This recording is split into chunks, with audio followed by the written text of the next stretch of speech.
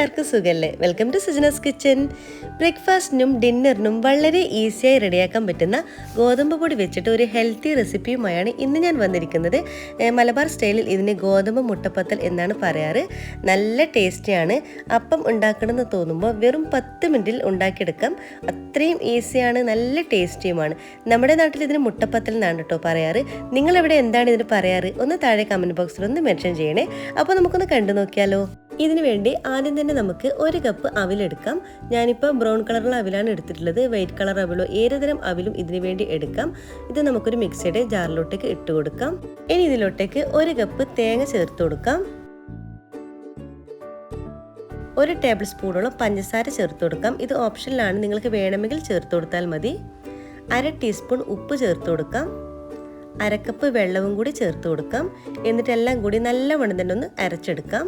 അപ്പോൾ നന്നായിട്ട് തന്നെ നമ്മളിവിടെ അരച്ചെടുത്തിട്ടുണ്ട്. ഇനി ഇതിലോട്ടേക്ക് നമുക്ക് ഗോതമ്പ് പൊടി ചേർത്ത് കൊടുക്കാം. ഞാനിപ്പോൾ 2 കപ്പ് ഗോതമ്പ് പൊടിയാണ് ഞാനിപ്പോൾ ചേർത്ത് കൊടുക്കുന്നത്. ഗോതമ്പ് പൊടി എന്ന് പറയുമ്പോൾ നമ്മൾ വീട്ടിൽ പൊടിപ്പിച്ചെടുത്തതോ അല്ലെങ്കിൽ ആട്ടപ്പൊടിയോ ഏത് വേണമെങ്കിലും നമുക്ക് ഇതിന് വേണ്ടി എടുക്കാം. അപ്പോൾ 2 കപ്പ് ഇതിലോട്ടേക്ക് ചേർത്ത് കൊടുക്കാം. ഇതിലോട്ടേക്ക് 1 കപ്പ് വെള്ളം ചേർത്ത് കൊടുക്കാം. എന്നിട്ട് എല്ലാം കൂടി നല്ല സ്മൂത്തായിട്ട് നമുക്കൊന്ന് അടിച്ചെടുക്കാം. അപ്പോൾ നമ്മൾ നല്ല സ്മൂത്തായിട്ട് തന്നെ അടിച്ചെടുത്തിട്ടുണ്ട്. ഇനി നമുക്കൊരു ബൗളിലോട്ടേക്ക് ഒഴിച്ചു കൊടുക്കാം. അപ്പം മുഴുവൻ ബാറ്ററും നമുക്ക് ഇതിലോട്ടേക്ക് ഒഴിച്ചു കൊടുക്കാം. ഇനി ഇതിലോട്ടേക്ക് 1 ടീസ്പൂണോളം ബേക്കിംഗ് പൗഡർ ചേർത്ത് കൊടുക്കാം. എന്നിട്ട് നന്നായിട്ടൊന്ന് മിക്സാക്കി കൊടുക്കണം. ബേക്കിംഗ് പൗഡർ ഇതിൻ്റെ ബാറ്ററിൻ്റെ എല്ലാ ഭാഗത്തോട്ടേക്കും ആകുന്ന തരത്തിൽ നല്ലവണ്ണം തന്നെ ഒന്ന് മിക്സാക്കി കൊടുക്കാം. അപ്പോൾ ഇനി ബേക്കിംഗ് പൗഡറിന് പകരം ഇതിന് പകരം നിങ്ങൾക്ക് ഈസ്റ്റും ചേർത്ത് കൊടുക്കാം കേട്ടോ. ഇപ്പോൾ നിങ്ങൾ ഈസ്റ്റാണ് ചേർത്ത് കൊടുക്കുന്നതെങ്കിൽ 1-2 മണിക്കൂർ പൊങ്ങാൻ വെക്കണം. അപ്പോൾ നന്നായിട്ട് ഇവിടെ മിക്സാക്കി കൊടുക്കുക. അപ്പോൾ നന്നായിട്ട് തന്നെ നമ്മളിവിടെ മിക്സാക്കി കൊടുത്തിട്ടുണ്ട്. ഇപ്പോൾ കണ്ടില്ലേ നമ്മുടെ മാവ് ഇരിക്കുന്നത്? അപ്പോൾ ഇഡ്ഡലി മാവിൻ്റെ രീതിയിലാണ് നമ്മുടെ ബാറ്റർ ഉണ്ടാവുക. ഇനി നമുക്ക് അപ്പം ഉണ്ടാക്കി തുടങ്ങാം. ഇനി ഒരു പാൻ എടുക്കാം. പാൻ നന്നായിട്ട് ചൂടാകുമ്പോൾ ഇത്തിരി ഓയിലൊന്ന് സ്പ്രെഡ് ചെയ്ത് കൊടുക്കാം. അപ്പം തവ നല്ലവണ്ണം തന്നെ ചൂടാവണം കേട്ടോ, എങ്കിൽ മാത്രമേ നമ്മൾ മാവ് ഒഴിക്കാൻ പാടുള്ളൂ. അപ്പം നന്നായിട്ട് ചൂടായിട്ടുണ്ട്. ഇതിലോട്ടേക്ക് ഒരു തവി മാവ് ഒഴിച്ചു കൊടുക്കാം. മാവ് ഒഴിച്ചിട്ട് ഒരുപാട് പരത്തേണ്ട, ഒന്ന് പതുക്കെ പരത്തി കൊടുക്കുക. കുറച്ച് കട്ടി തന്നെ വേണം കേട്ടോ. കുറച്ച് കഴിയുമ്പോൾ ഇതിൽ നിറയെ ഓൾസ് വരും. അതുവരെ നമുക്കൊന്ന് വെയിറ്റ് ചെയ്യാം. ഒരു മീഡിയം ഫ്ലെയിമിൽ വെച്ചിട്ട് വേണം ഇത് വേവിച്ചെടുക്കാൻ. ഇത് വേണമെങ്കിൽ നിങ്ങൾക്ക് അപ്പച്ചട്ടിയിലും ഉണ്ടാക്കാം, ഒരു പാലപ്പം സ്റ്റൈലിൽ. ആ രീതിയിലും വേണമെങ്കിൽ നിങ്ങൾക്ക് തയ്യാറാക്കി എടുക്കാവുന്നതേ ഉള്ളൂ. ഇപ്പോൾ നിങ്ങൾ കണ്ടില്ലേ, നമ്മൾ അപ്പത്തിന് നിറയെ ഹോൾസ് വരുന്നുണ്ട്. ഇതുപോലെ നിറയെ ഹോൾസ് വരണം കേട്ടോ. അപ്പോൾ ഇതുപോലെ നിറയെ ഹോൾസ് വന്നതിന് ശേഷം മാത്രമേ നമ്മൾ ഇതിൻ്റെ മുകളിൽ വേണമെങ്കിൽ നെയ്യോ ഓയിലോ സ്പ്രെഡ് ചെയ്യാൻ പാടുള്ളൂ. എന്നിട്ട് വേണം നമ്മൾ ഇത് അടച്ച് വെച്ചിട്ട് കുക്ക് ചെയ്യാൻ.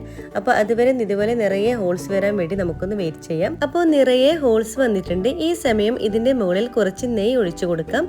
നെയ്ക്ക് പകരം നിങ്ങൾക്ക് ഓയിലോ എന്ത് വേണമെങ്കിലും നിങ്ങൾക്ക് ഇഷ്ടമുള്ള രീതിയിൽ നിങ്ങൾക്ക് ഒഴിച്ചു കൊടുക്കാം. നെയ്യ് ഒഴിച്ചു കൊടുക്കുമ്പോൾ ഒരു പ്രത്യേക ടേസ്റ്റും നല്ലൊരു മണവും രുചിയൊക്കെ ഉണ്ടാവും കേട്ടോ ഈ അപ്പത്തിന്. അപ്പോൾ എന്നിട്ട് ഇത് നമുക്ക് 1 മിനിറ്റ് നമുക്ക് അടച്ചു വെച്ച് വേവിച്ചെടുക്കാം. അപ്പോഴേക്കും ഇത് ഒന്നുകൂടി നല്ല പെർഫെക്റ്റ് ആയിട്ട് വെന്ത് കിട്ടും. അതുവരെ നമുക്കൊന്ന് വെയിറ്റ് ചെയ്യാം. 1 മിനിറ്റ് ശേഷം നമുക്കൊന്ന് തുറന്ന് നോക്കാം. കണ്ടില്ലേ, ഇതിവിടെ റെഡി ആയിട്ടുണ്ട്. നല്ല പെർഫെക്റ്റ് ആയിട്ട് നമ്മുടെ അപ്പം ഇവിടെ റെഡിയായി കിട്ടിയിട്ടുണ്ട്.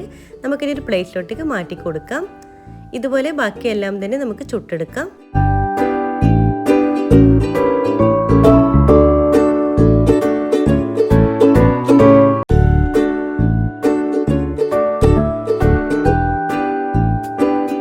നമ്മുടെ അപ്പം എല്ലാം തന്നെ റെഡി ആയിട്ടുണ്ട്. നല്ല അടിപൊളി ടേസ്റ്റാണ്.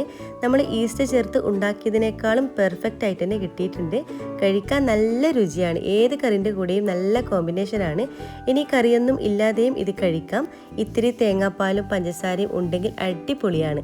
അപ്പോൾ ഇഷ്ടമായെന്ന് കരുതുന്നു. ട്രൈ ചെയ്ത് നോക്കുന്ന സമയത്ത് ഫീഡ്ബാക്ക് അറിയിക്കാൻ മറക്കരുത്. കൂടെ ലൈക്ക് ചെയ്യാനും ഷെയർ ചെയ്യാനും കമൻറ്റ് ചെയ്യാനും മറക്കരുത്. സബ്സ്ക്രൈബ് ചെയ്യാതെ കാണുന്നവരാണെങ്കിൽ പ്ലീസ് ദയവായി ഒന്ന് സബ്സ്ക്രൈബ് ചെയ്യണേ. ഇൻഷാല്ലാ ഇതുപോലത്തെ വെറൈറ്റി റെസിപ്പീസുമായിട്ട് വീണ്ടും കാണാം. അതുവരേക്കും എല്ലാവർക്കും ഒരിക്കൽ കൂടി താങ്ക് യു. Bye bye.